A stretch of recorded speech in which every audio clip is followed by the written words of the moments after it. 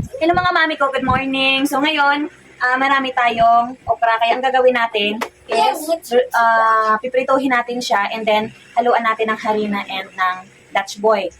So kung wala naman kayong Dutch boy, kahit harina lang, lagyan lang natin ng kunting tubig. Ang una natin gagawin is hihiwain natin ng maliliit para madaling maluto.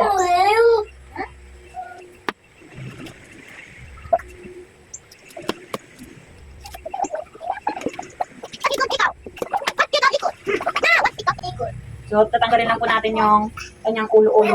Ito po. Ayan, hihiwain lang po natin.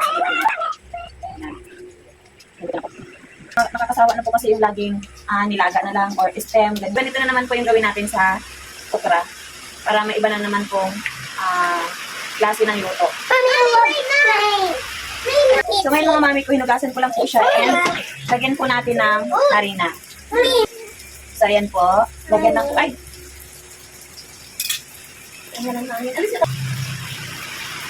Ito bagay.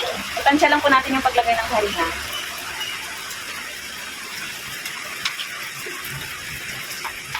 And haluan din po natin ang tira po nakaraan na Dutch ball. Ito po. Kung meron kayong ibang brand na ganito, okay lang naman po. So ito lang kasi yung binili ko kaya medyo mura-mura. Mami? Mami! Wow, very good. Nalagay ng ate. Nana! Dalipad kasi mga nakalit lang. So, ito na po siya mga mami ko. Lagyan na po natin ng konting tubig. And hahaluin lang po. Mami! Mami!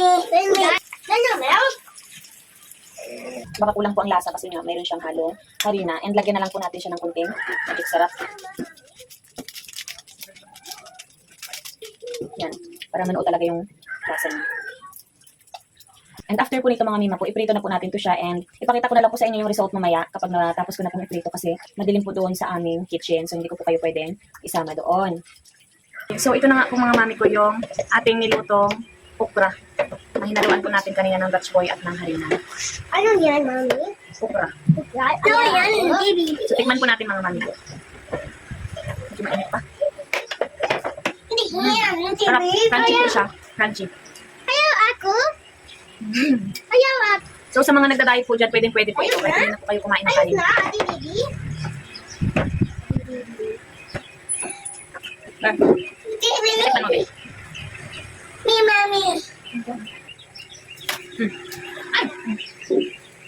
Dito mo ba nakainin kasi yan? Ngayon. Mami, Ano? yak. Crunchy? Sarap? Hindi, yak. Lasa siya, di ba? Yak. Sarap po mga mami ko. So try nyo na po mga mami. Yes. Kung tulad nyo rin po ako na nilaga lang po ng okrang alam. So ngayon, may idea na po kayo kung anong ibang luto ng okra na pwede po nating lutuin. So yun lang po.